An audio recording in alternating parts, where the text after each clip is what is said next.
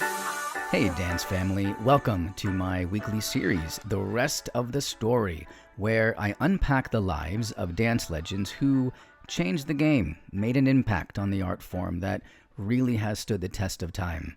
I'm your host, Miller Daurey, and this is my podcast, Hey Dancer. Today, we're going to talk about two brothers who might have shaped tap dance more than anyone. They took this distinctly American art form with its unique blend of African, European, and American musical and dance traditions, and they turned it into a full-body spectacle.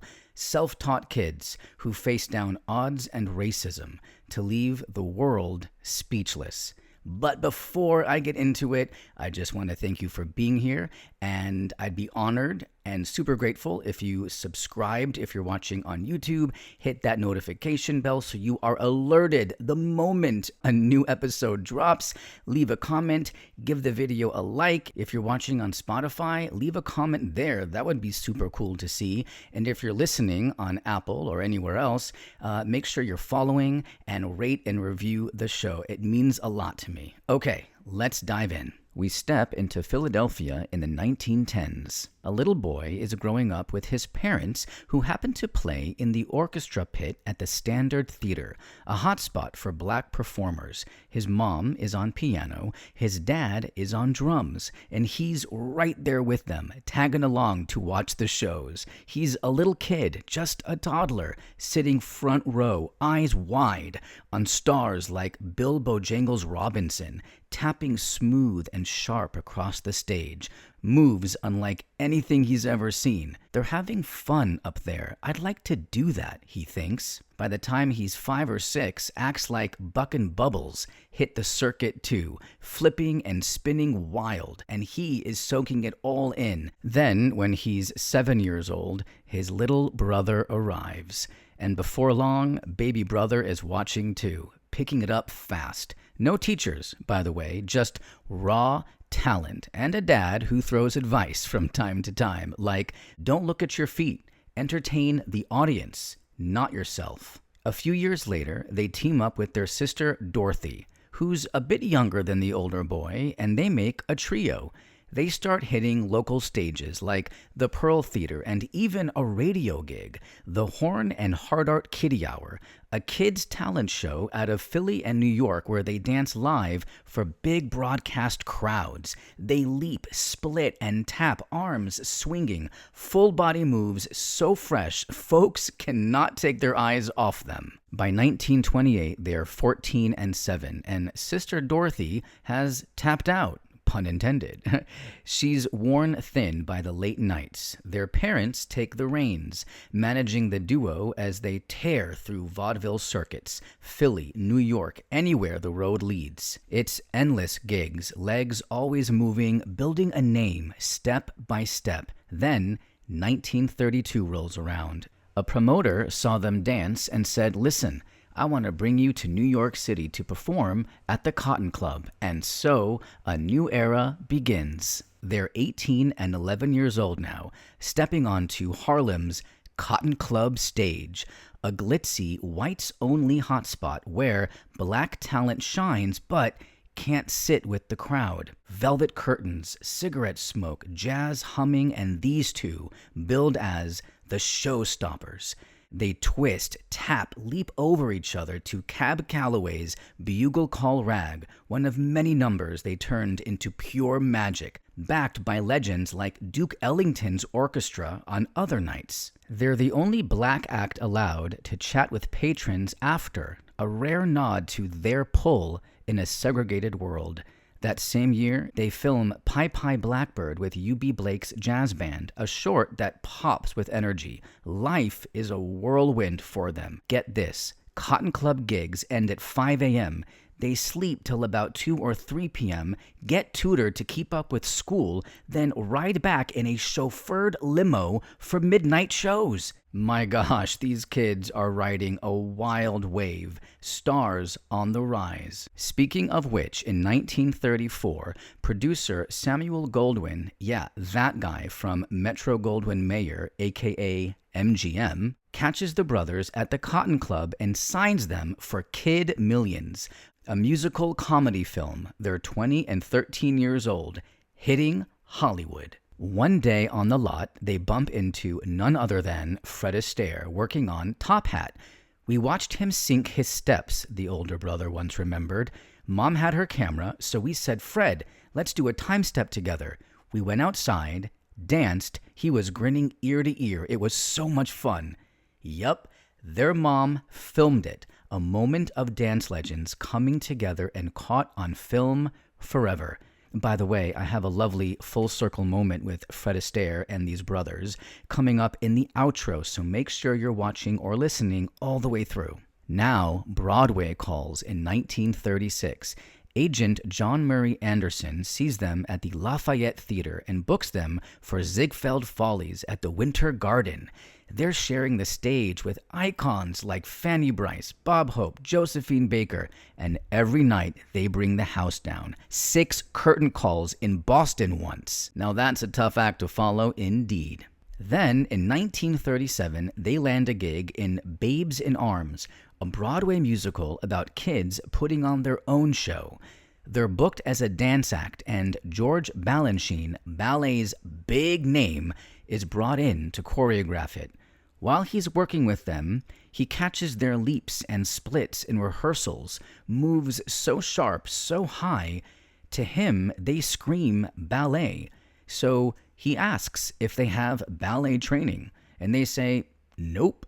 And he is just stunned. How could they not have trained? They pick up his steps on the fly, weaving them into their jazz tap storm. By 1940, 20th Century Fox signs them for 5 years, 6 films. Down Argentine Way, their dance is so electric, theater crowds stomp till the projectionists rewind the reel. Sun Valley Serenade, they're moving with Dorothy Dandridge to Glenn Miller's band. Orchestra Wives, a musical film, brings I've Got a Gal in Kalamazoo, a swingin' song paired with their tap dance magic. The Great American Broadcast, Tin Pan Alley, and the legendary Stormy Weather in 1943. Now, if you've ever caught clips of these guys before, maybe a highlight reel or something, one moment is highlighted above all the rest. It's the jump and jive scene from this movie, and it hits the screen like a thunderbolt. Vaulting over Cab Calloway's bandstands, tapping on a piano, leaping down massive stairs, falling into the splits, and then popping up each time with no hands. A total jaw-dropper. Choreographer Nick Castle kept it simple. He told them, just do it. Don't rehearse it. Just do it. He gave them freedom, and they ran with it. They delivered pure, unrehearsed brilliance. You heard that right. No choreography practice beforehand. That is confirmed. The brothers just kind of worked it out in their heads. They could see it. They could visualize it. But does that mean the whole scene was done all in one take? Now, that is certainly what endless online resources would have us believe. Wikipedia, Google's AI, even the son of one of the brothers said it in an interview years later. And there are also references online to the older brother saying, quote, and so we did it in one little take, end quote. He also references that the choreographer Castle said, that's it, we can't do it any better than that, clearly implying it was done in one take. And so there you have it. The legend rests right there, except it doesn't. Historians point out that the scene features cuts and camera angle shifts, hinting that the final edit was stitched together in more than one take. And so I dug deeper and finally found a 1985 interview where the elder brother breaks it down. Cab Calloway? With Cab Calloway, and then went over to the piano, and after that we went up these big steps. Would you do the whole thing in one take, or would you split it up? Into no, it's split. We couldn't do all that in one take. No, split it. No way. But it looks that way when you see it on the screen. But we would take about 16 bars and cut, and we rest, and then they take it another angle. Yeah, that's the way we. Is that all? 16? Well, I was just singing. It could have been. Just like all brothers, could've just been- can't get along, can't agree. Oh, we get along, but we disagree a lot. So here's the thing, and why I think history gets this iconic moment wrong. Yes, that climactic scene at the end where the brothers descend the stairs, leap over one another, and perform the splits over and over again is actually a single shot. That is the one take that I think history is trying to say is one take. But the whole scene was filmed in chunks separately.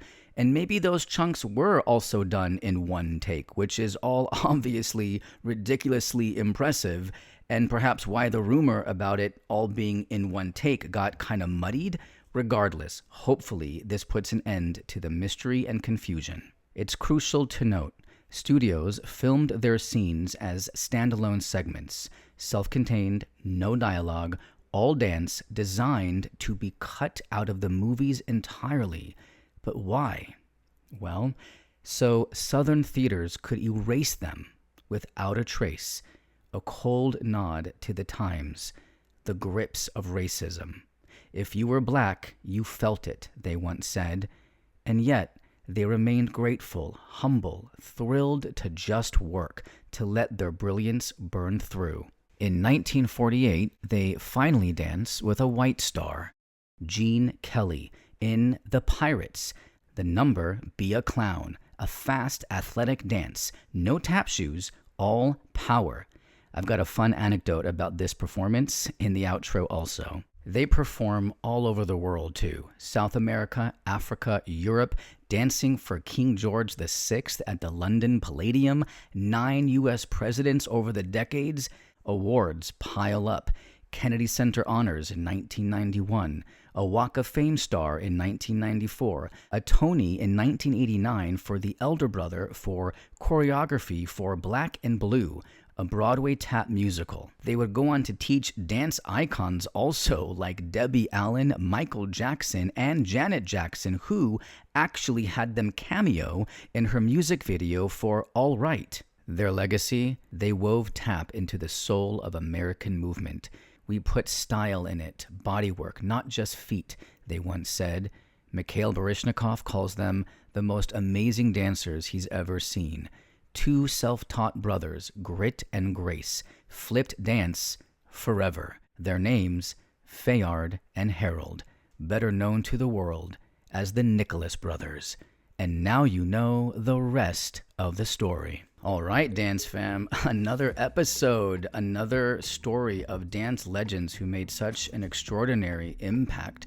As I say, I try to keep the main timeline just about the chronological order of things, give you anecdotes you may not know about a dance legend's life. I obviously can't go into all the things. These episodes were initially only 5 minutes, and they keep getting a little bit longer, and now I have an outro, which is, this is what it is. It's me talking and giving a little bit more because I think it's fun to share a little extra details, you know.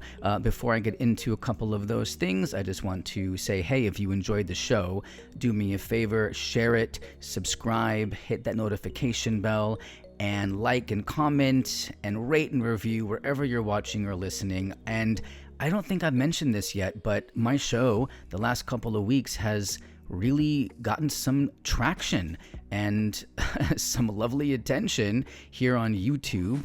The numbers have just really changed. My subscribers doubled, I think, and it's just been really cool. And to put up an episode and to see this immediate sort of viewership is very gratifying, not just because I put a lot of love into it, but just to know that these dance greats, their stories are getting seen and heard and passed around. Oh my God, it's such a good feeling. Okay, now let's get into a couple of more things about these extraordinary guys. Let's start with Harold, the younger brother. You know, he was a polyglot. He spoke a lot of languages. They say about 8 or 9. French, Portuguese, Spanish, you name it. And he would pick them up from tours out of sheer curiosity while just growing up and working over the years. As a matter of fact, in that movie, Down Argentine Way, he sang in Portuguese. And it wasn't just him memorizing the words. He knew what he was singing. Now, the movie I referenced earlier, The Pirate, with Gene Kelly in 1947, with that number Be a Clown, it was a rare chance to share the floor, right, with the Nicholas brothers for Gene Kelly and for them to share the floor with a white dancer. So rehearsals are underway, and Harold, again, the younger brother, he isn't exactly breaking a sweat. He's moving through the steps with Fayard and Kelly, but it's kind of half-hearted, loose, almost playful, like he's got it on lock. Kelly was the opposite, very focused, driven, very much a perfectionist, very methodical, very much working a routine over and over, like drill, drill, drill. And he notices that Harold is kind of coasting and kind of taking it easy. So he calls him out, saying something like, hey, we got to nail this. And then Harold, he just kind of flashes his easy grin and he's like, don't worry, I got it. Well, Kelly isn't buying it. He's a guy who lives by repetition, and here's Harold acting like it's no big deal. It honestly irritated Gene Kelly. Then they go ahead and shoot it, and the trio takes the stage, Kelly, Fayard, and Harold, and guess what? It's total magic. Harold has no problem. His taps are snapping like a whip. He's syncing perfectly with all of them, and he's just pure polish.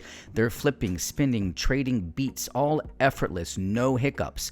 The whole thing is just a burst of joy, and Harold is right in it, proving that for him, he didn't need the grind, all that rehearsal craziness. And Gene Kelly is just stunned. Accounts say he just kind of shook his head and let out a laugh. Later, he tosses Harold a nod, and he's like, you got it all right. And that's Harold's signature, chill until the lights hit, then untouchable. Fayard, his partner since day one, knew it was coming. Kelly, though, he learned it on the spot. And that's such an interesting thing for dancers and actors and any artist, really. Some of us need to rehearse endlessly to feel confident and to be great, and some just kind of wing it, and that's their process. No rehearsal, and they're also great. There's no right or wrong. It's just what works for you. Now, the Fred Astaire story I alluded to, I'm actually going to have Fayard tell you himself. Now, for context, this is about the number Jump and Jive in Stormy Weather. Fayard happened to bump into Fred Astaire at an event for the movie That's Entertainment, and Fred Astaire tells him something. Mr. Nicholas, I want to tell you something. I said, what is that, Mr. Astaire? Say, that is the greatest dance number I've ever seen on film. I said, well, thank you, Mr. Astaire. He says, listen, I'm telling you that because it's true. So not bad, right? Arguably the most famous and respected film dancer of all time, Fred Astaire, says that. Not to mention Gene Kelly, Gregory Hines, Mikhail Baryshnikov, all apparently have said that that number is the best dance number in film history. Now that is kind of mind-blowing. I thought this might be a good time to also address what I have often talked about in my return to dance journey, and this conversation has it seems to have resonated often with my audience, and that is when I lament the fact that acro and tricks have usurped dance so often.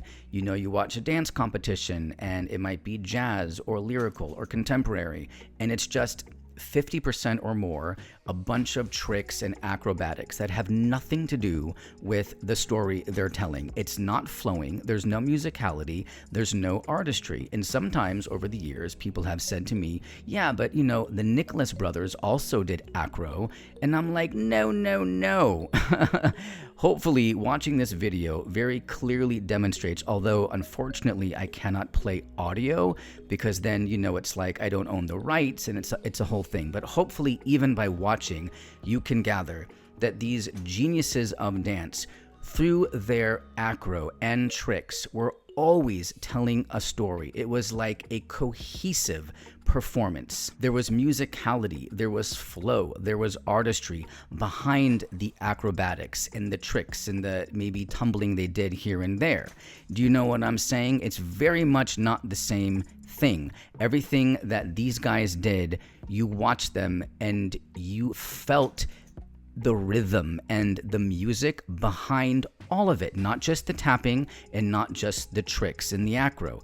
all of it. And I think there's a very, very clear difference. When the acro and the tricks are part of telling a story, and they've got musicality and artistry built behind it as its foundation, as the roots, no, it is not just acro for the sake of acro. It's a very different ballgame than what I have talked about since returning to dance after 3 decades away and seeing so many dancers now just, throw in a flip because they can do a flip, but it has nothing to do with the story they're telling. Now, I don't really talk about the personal lives of any of my subjects for the week, I guess you might say, because to me it kind of spills over into the area of gossip maybe, and also it's just a dance podcast. It's supposed to be just centered on that. Now, a few weeks ago I did go a little bit into the personal life of Cynthia Rhodes, and that was just because she left dance really early. She walked away from her career in her early 30s, and so it was relevant to speak a little bit about what she did and why.